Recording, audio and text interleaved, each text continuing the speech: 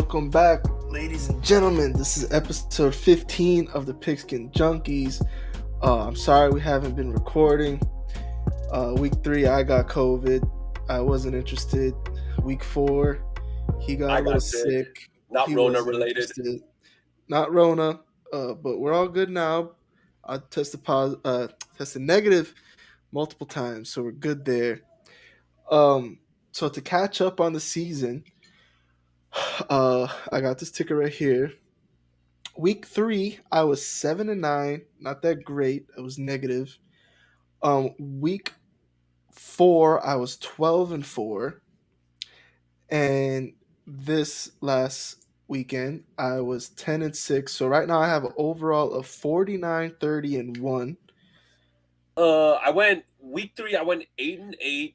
Week 4, same as Arlo, 12-4, and then week 5, I went 13-3. Not really much challenging games to choose from. So overall, I'm 50, 29-1. So I have one game up on Arlo, but Yeah. still can go either way. But let's get into it. I wanted to move on to the Monday Night Football, Rams versus 49ers. That was last week. Yeah, well, I mean, we're talking about all the stuff we missed. Okay. But we called it. You know, what are we 7-0 against the Rams in the regular season? It'll I don't know, the receivers other than Debo look like they're gonna have some shitty years stats wise. We're paying Kittle $15 million to be a swing tackle. It is what it is. I mean, our O line It's is beat up. it was beat up. It was our O line before Trent Williams' injury sucked. Pretty much from him from him to the right was terrible. Like on paper, our O line looks pretty garbage, but they're actually playing above expectation. But I don't know how much is that is Jimmy getting the ball out quick, or by play design, or how much is them holding up their blocks. Yeah, and plus, like you said, Jimmy gets the ball out in like 2 seconds, 1.5, and I don't know, but then just now this weekend that just passed, you seen the O line versus like a solid defensive line with Carolina, with Brian Burns and the rest of them. They were screaming off the edges. True, but I don't think they got a sack, did they? No, they got, I think, one off the top of my mind. They might have got Definitely got one two, for sure. Maybe one or two that I can remember off the top of my mind. but they had at least a good 5-6 pressures. And I think Jimmy got hit at least a total 4 times on some. I know the one that he threw up to Coleman on the sideline, he 100% got hit. Yeah, he did, because that was like cover zero. They brought the house on that one. Right. So then if you count that one, then you count the 2 sacks, 1 or 2 sacks. And then there was another one where he got hit. I don't have the complete stats with me, but I don't know. Niners are offensively, without Trey Lance, look like they're a lot better. Hey, Jimmy is what? Five touchdowns and 1 interception right now. What was you saying? Yeah. So Emmanuel Mosley, he tore his ACL, which sucks because the secondary was completely locked down all season. I think we're number 1 in literally every category defensively. I think so. Probably second in a couple of stuff. Can't remember. Maybe a couple things like takeaways, but as for here, I got it on my phone. As for points allowed, we're tied for first. Yards per game first. Yards per play first. Rush yards per game we're first. Should be first in sacks, right? We're first in sacks. We're first in passing touchdowns, like not giving them up. We're got one lockdown corner on the other side. Yep, and we're first for giving up first downs per game. So we give up the least amount of first downs, which is insane. And honestly, I know Kyle helped draft the players and everything, but D'Amico is coaching his fucking ass off. And he's going to get a head coaching job next year, possibly.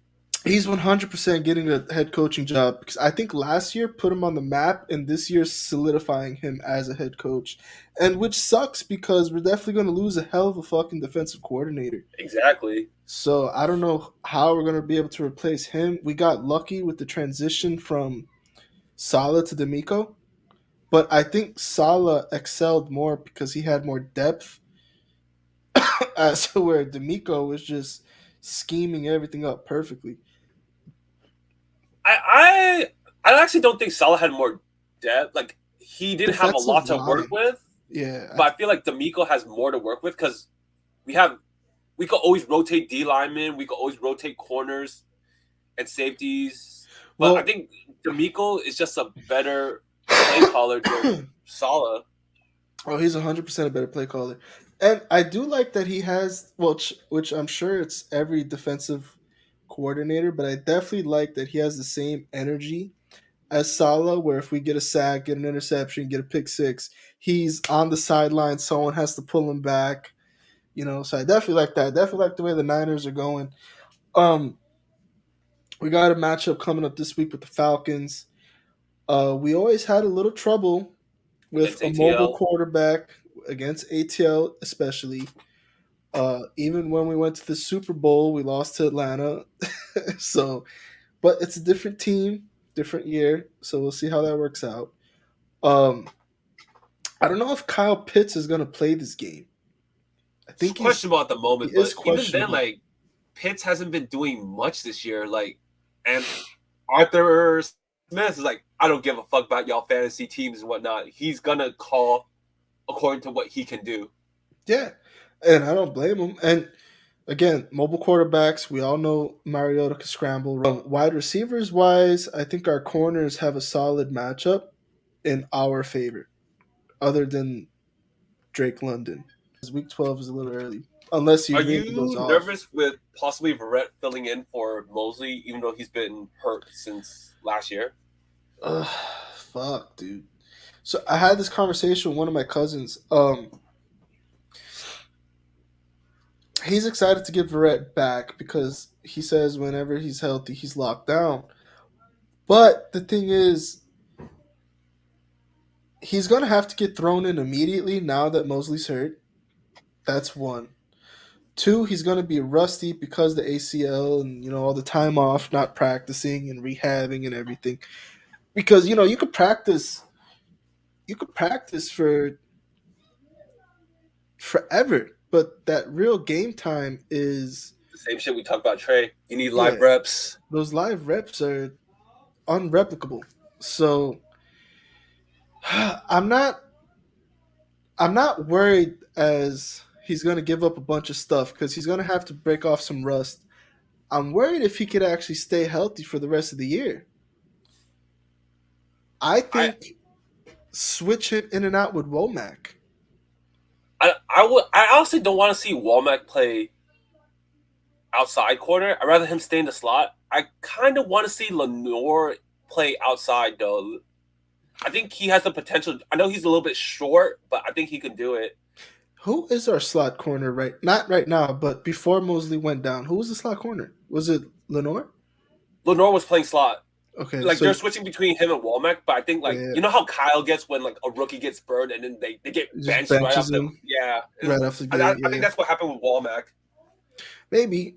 In Womack, in preseason, Womack was looking nice. I liked it Yeah, a he was a lot. baller. So I think like there's two options: either put Verrett outside with Mooney.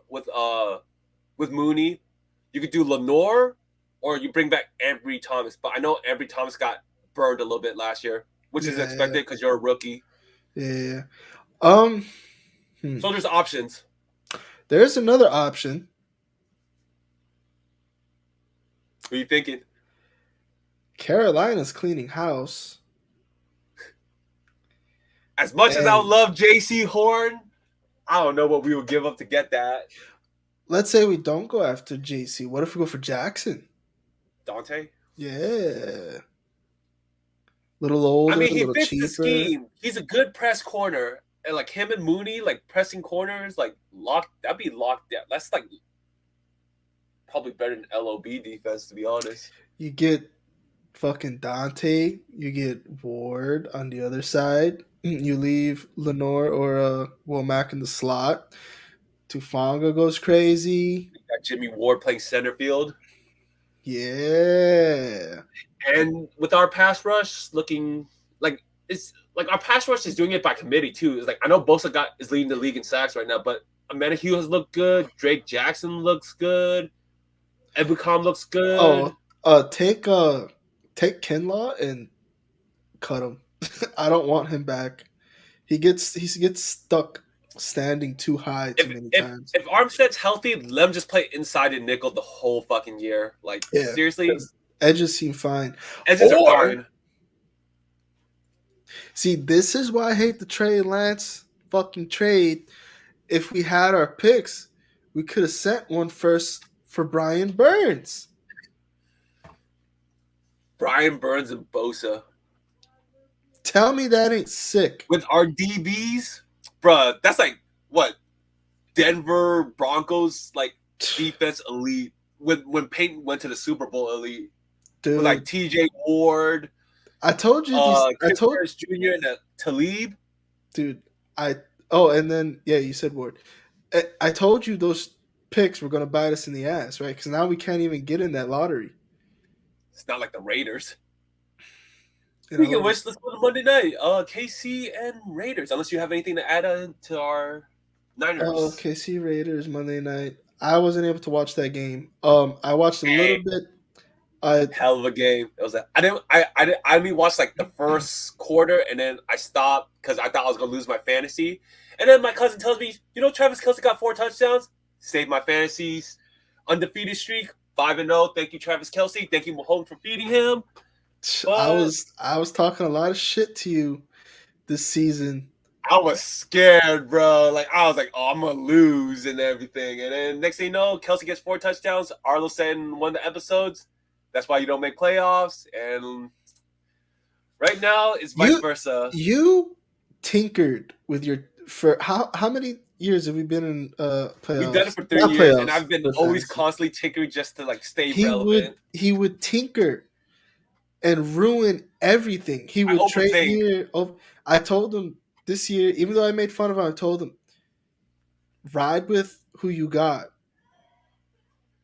When you go to the dance with the girl you took, dance with that girl.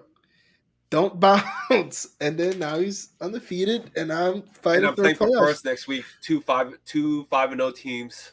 Yeah. So yeah, about that game, I seen a terrible roughing the passer call. I don't know what the NFL wants these guys to do. You got to understand they're 300 pounds, all muscle. They're running at you as fast as they can. Their job is to take the quarterback, throw him in the floor. Roughing the passer penalty. Yeah, that roughing the passer penalty was horseshit. I don't know what the NFL wants these guys to do. And again, it feels like the Chiefs are always tangled in that situation. Because do you remember a few years back when Mahomes was a rookie in the playoffs against Brady on the Patriots? I think it was We're not talking what's his about name? the D4 It was offsides. no, not the D4 offsides. It was on another drive, and I think it was D4 again. Literally does this to Brady's helmet, and then they called the flag because you're not supposed to hit him in the head. You're not supposed to go low, but all these flags are horse shit. And then It's soft. Like you got.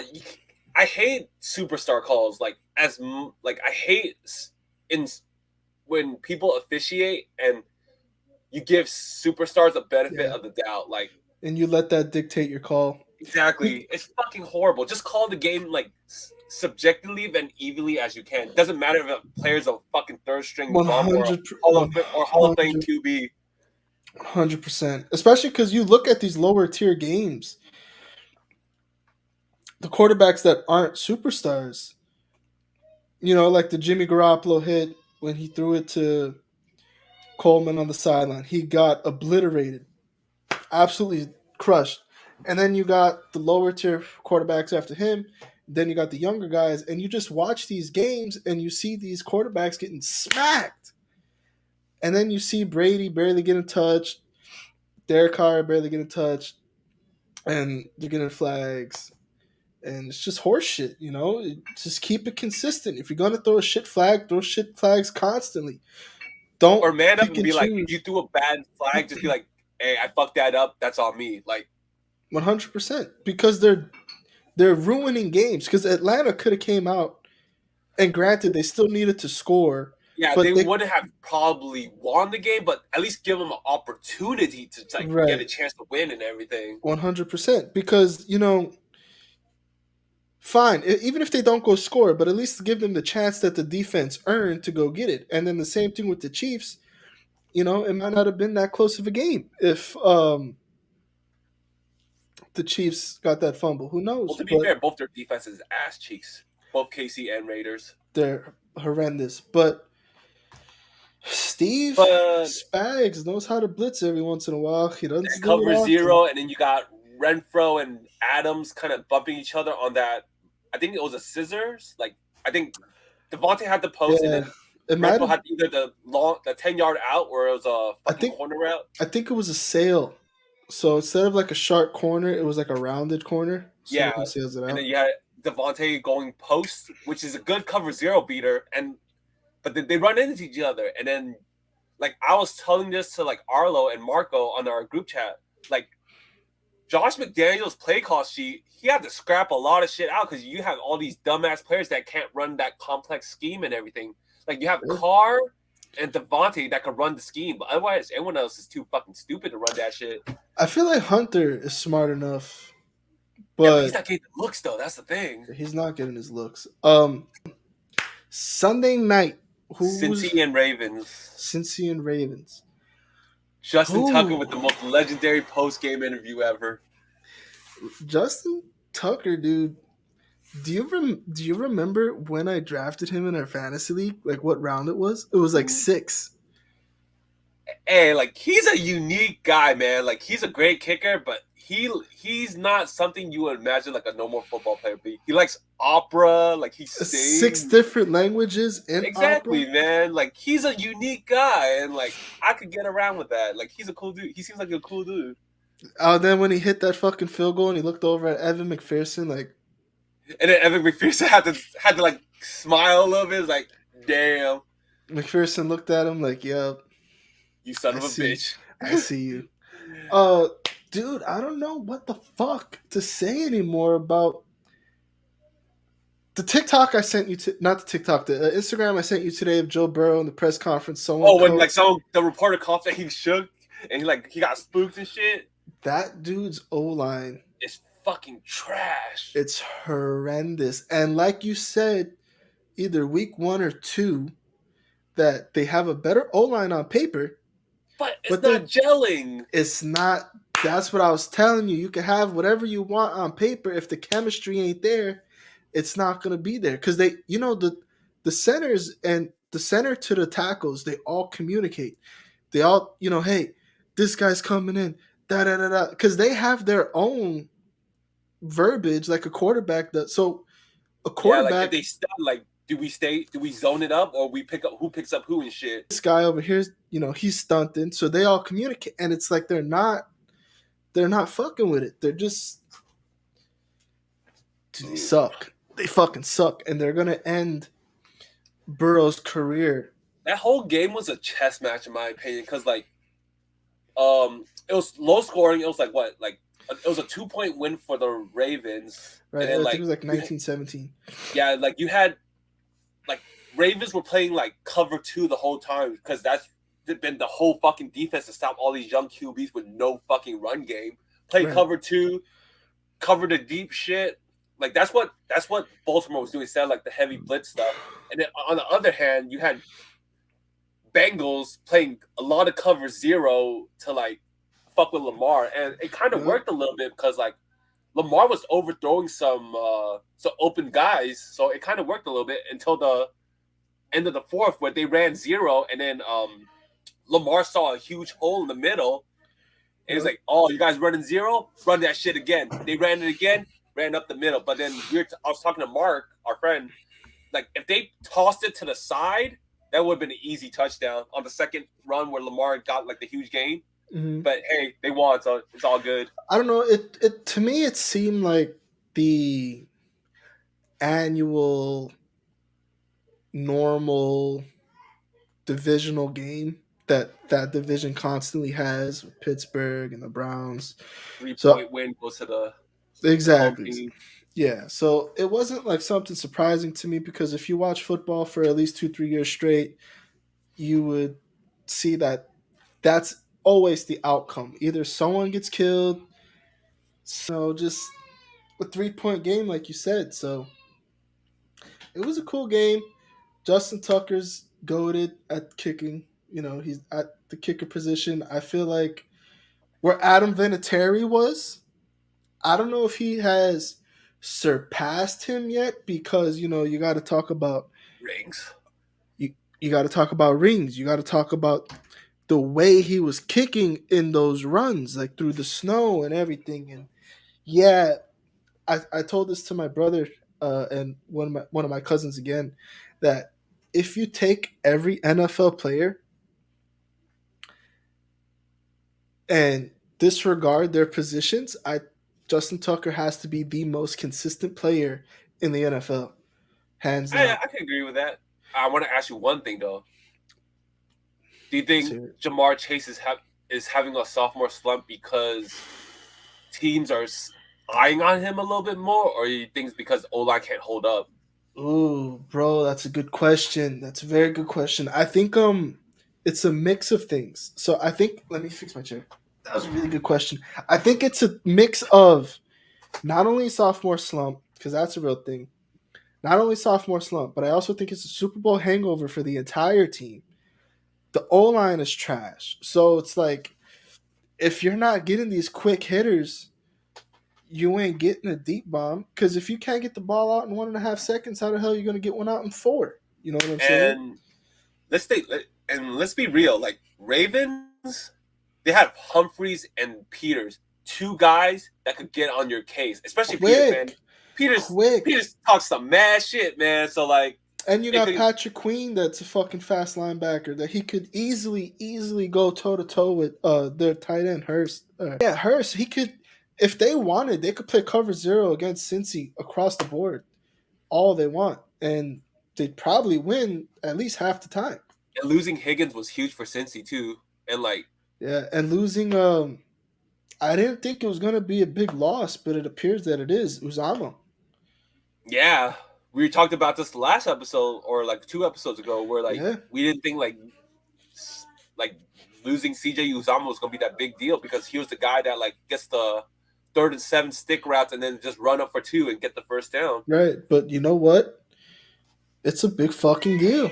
It really is. I don't know what to say about that anymore. But Hurst, he's bounced around since he got in the league. He went. First is not consistent. That's the problem. That's like I said, he bounced around. He's not consistent. He got drafted by I believe Baltimore, Went to Atlanta. went to Atlanta. Now he's in Cincy. So he's just one of those guys. Maybe another team or two when he's out of the league. Hopefully not. I hope him the best, have the best career he could possibly have. But that's just what it seems like he's on track for. But Maybe, to be fair, tight maybe, ends have been asked this year. Besides yeah, Kelsey, Andrews, and Njoku, all the tight ends have been asked yeah. this year. So Except Hawk. Hawk had that one game he blew up. Hawk went off, but shit, dude. You want to talk about Thursday night before we I'm gonna close get this into sucker Green off? Bay and Giants real quick. I'll be honest, I didn't watch the game. It was 6 a.m. It was in London. I watched that game. Hey, I gotta give like I talked to our NFC East prediction. I said the Giants were gonna pick number 1 overall the next draft. I'm I think sorry. you said 0-17. I said 1-16. 1-16? They Okay. are now 4-1. They're tied for second in the NFC East. They play Cowboys on Sunday night. Normally, I would hate watching Cowboys. Wait, are they? No, they're playing. No, Cowboys are playing Philly on Sunday night. But I would normally hate to watch Cowboys play on Sunday night. But NFC is looking stacked, and NFC East, yeah. NFC East is looking stacked. Giants, they look great. Like I gotta give Dayball Coach of the Year, you had a you're 4-1 with a QB that everybody's labeling as a bust. You have no fucking wide receivers because your best wide receiver tore ACL and is out for the year. Your other wide receiver, Tony, is a fucking bust. Galladay's getting paid $21 million to sit on the fucking bench. Oh, Sterling Shepard tore his ACL. Yeah, Sterling Shepard's. Yeah, I was thinking, I was like, huh, okay. And then you're doing this with literally just Daniel Jones and Saquon, pretty much.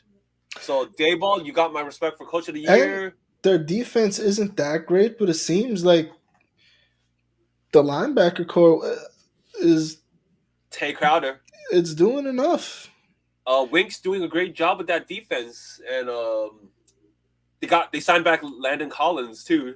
Yeah, he signed them. I think this Thursday or something like that. This Yeah. Wednesday, So, Thursday. anyways, I just want to talk about that game real quick. Like I talked about it with Arlo and our friend Marco. Everyone knows when the Packers get in the 5 yard line, they like to run that RPO, either bubble screen, the slant, or the flat. Everyone knows it. Like I'm an average fan. I'm not even a Packers fan, but I watch enough football to know that's all they pretty much run Yeah. in the 5. And then the last play on the 4th and 2, same thing. It was an RPO. You had a rub route on the outside with a slant, and then Rodgers did the little shoulder tug, 100%. which indicates back shoulder fade. Giants played cover 0. So it was a good play call against that defense, but it's just Giants got a hand on it twice in a row. And when those calls work when you have Devontae. And I'm not saying, okay, you know what? I am saying that Christian Watson's garbage. Christian Watson's garbage. Let's just clear that out right now. Um, Christian Watson's fucking garbage. I do like Romeo Dobbs. I like Dobbs. Lazard is probably the only consistent wide receiver. Yeah. Like Cobb got his 90-something yards and 7 catches, but he's kind of old now, so you can't rely on him too heavily. This is not like Roy. He's not kind of old, asshole. Okay, the man's a skeleton. Okay. this is not like the Randall Cobb you had with Jordy, all right, and fucking Even the young Randall Cobb in Devontae. Houston, give me him right now. But that being said, Christian Watson, it really looks like the only thing he's good for is a fucking jet sweep. That's it, 100%. And I talked Or to that little fucking touch pass, shovel it's just pass that little bullshit, yeah. But like anything past the scrimmage line, he's useless. But anything behind it, use his speed. But And you show me the Pat McAfee episode with Aaron Rodgers when he goes on every Tuesday. Yeah. That was his play. Like he called that. Like he's like, all right, we're gonna run that RPO slant rub route, and then saw 0 back shoulder fade. Lazard, he got it. Try to throw it. It was there. Like defense just made a better play. That's all you can ask for. This is gonna be hard to say, and it's very early. You think he's washed? No. Not this isn't Rodgers at all. When I say this, I think that this might be the first time in a long time Packers miss playoffs. Ooh. I see where you're going. I kind of agree because Vikings are looking fucking good right now. Like Vikings are looking good. The Lions are whatever. Lions are like a year or 2 away. The and then Bears are the Bears. But here's the thing about the Bears. They're not getting blown out. Like they're losing not close games. 0-5. You know what I'm saying? They're hanging around. They're hanging around enough to play spoiler, is what I'm getting at. Yeah, they lost the first matchup in Lambeau. That's fine. Happens all the time.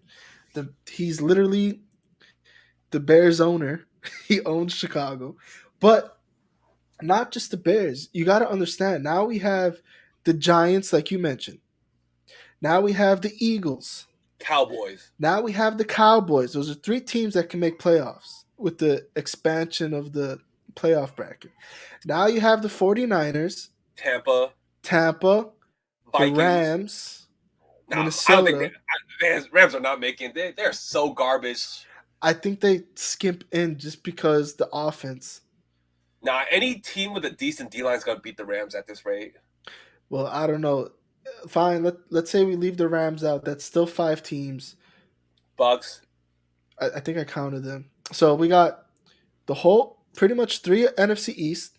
Niners, Niners, Vikings, Packers, Vikings, Packers is seven. Bucks, Bucks.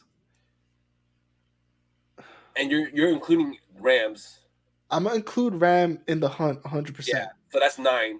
And then Arizona's gonna be in the hunt.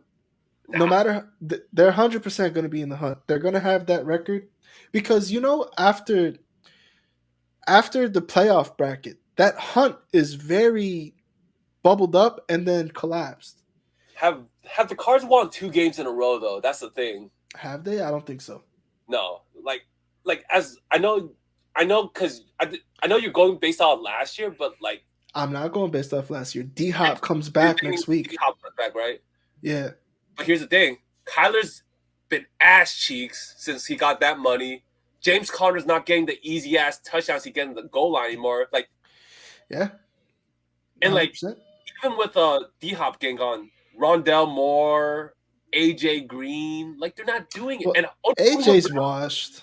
like only Hollywood Brown's literally doing anything, and that's because he's playing with a fucking quarterback from Oklahoma. Actually, no, well, yeah, Yeah, kind of. you're right. But Baker, that's why. give me the Cards over the Packers all day, I think.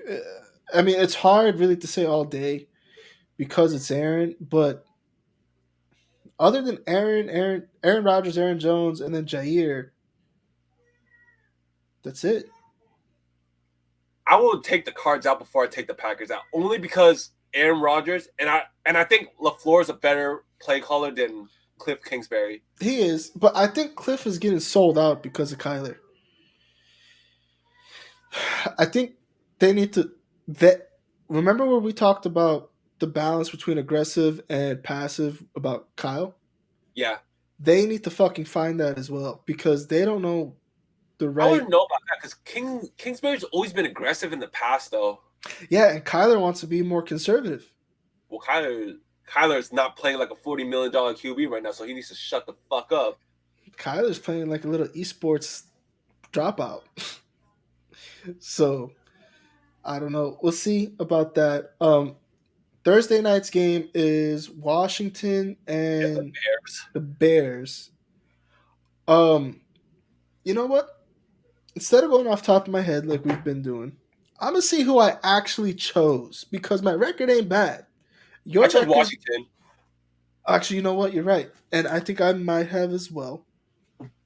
but that's like it's a shitty game on paper, but I feel like it's gonna be close. And if Bears can give Justin Fields time in the pocket, then I think Bears have a good chance to upset. Because what I've seen from the Bears is like when Justin Fields gets time, he looks fucking good, which can be said to any fucking QB. So the Bears, not the Bears, but Fields. Weekly, his yards have gone up. So let's scratch the Niner game. After that, I think he threw for 70 yards. Then after that, I think he threw for like 105. Then I think it was 170. And then last game was like 200. So I don't know if he's getting like pushing the system slowly or if he's getting a little more comfortable because he still looks a little shitty. Looks a little scared. But I don't know. I still think not Tampa, Washington takes it. They have Terry, Curtis Samuel, Dotson. So there's just too many fucking wide receivers for Chicago to hold up with. I'm only going with Washington because I think their D line is better than Bears O Oh, line. 100%. Chase Daniels, Chase Young, Jonathan Allen. Just them alone could Montez tear Sweat. that. Yeah, Montez Sweat. They should be able to tear them apart. Do you think Wentz gets benched for Taylor? I'm gonna say even if you bench Wentz, it won't make much of a difference because of the fact that Washington's O line is so fucking ass. But I want to know how much of it is Wentz holding on the ball too long compared to Heineke, who kind of like gets the ball out pretty quick. but because we know Wentz has a tendency to like hold on to the ball, like try to Hold scramble, it, try to create a play. scramble, bullshit. Yeah. So I was reading some comments. People were like saying it doesn't matter if you bring in Heineke if the O line's ass, but judging from my experience watching Heineke play, he gets the ball out pretty quick. So Excuse me.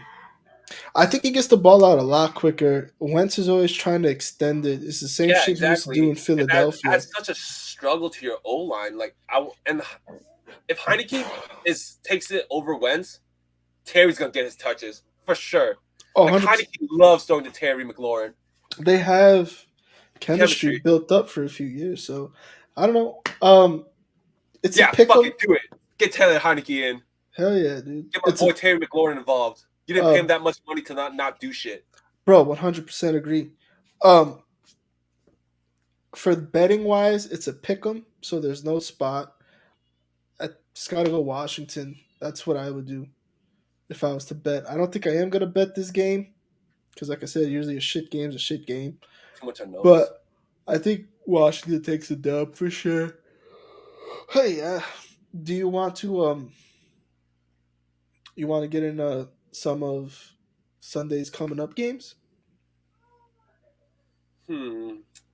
or do you want to just save that for a recap? Or Uh Sunday. I don't know. It's not a lot of good matchups. Like I said, I normally don't like watching the Eagles and the Cowboys play on Sunday night, but this time I'm a little tuned in only because it's 5-0 versus 4-1.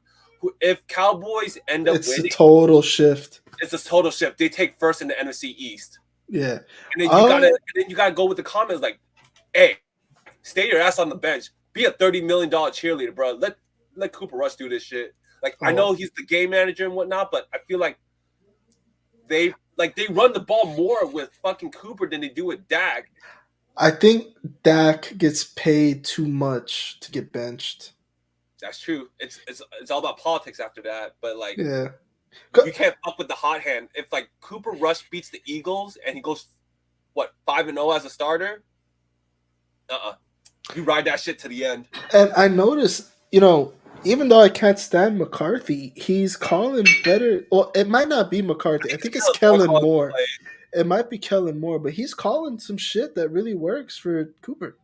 And the first few weeks, Dallas kind of seemed like that slow offense that'll win but won't really do much. Just now against the Rams, they look good. And then Tony Pollard bust a huge run for a touchdown. 57. Well, I think for that Rams and Cowboys game though, it's just like the first play, like the first drive, like they get the strip sack on Stafford and then they run it back. Yeah, for a touchdown. Hey, Dallas D, thank you for saving my ass though. You kept my matchup close going into Monday night. That was like 20 points on fantasy, wasn't it? Yeah, because they got the strip sack touchdown. They got a lot of sacks, and then they got a couple interceptions. Micah Parsons looked insane. I know the Rams O line is hot trash, but the fact that he was doing that with one arm that was killing him is pretty serious. And the fact that they didn't have like a lot of legit pass rushers last year, where they had to go like Parsons and be like, "Hey, can you pass rush, man? Yeah, Like we don't have enough pass rushers." And this, we're talking about a guy that has no pass rush moves, but still getting the QB. he's Imagine he fast. goes to like someone to learn pass rush moves, like DeMarcus Ware or somebody. But he's got Demarcus Lawrence that could teach him. Yeah, Another Demarcus, because Demarcus Lawrence, did he play with Demarcus Ware? I don't think I don't so. think so, actually, no. I think it was a close window when he came in and then Ware went to Denver. Denver. Yeah. But I don't know, dude. I'm enjoying the hell out of it. I will say that. I'm happy to be back. I'm happy you're healthy. I'm happy I'm healthy again. So let's see what we could do. My pick is and his pick is Washington for Thursday night. Ah, boys, that was episode 15 of the Pigskin Junkies. See you guys next week. See you in the next video. Peace. Juice.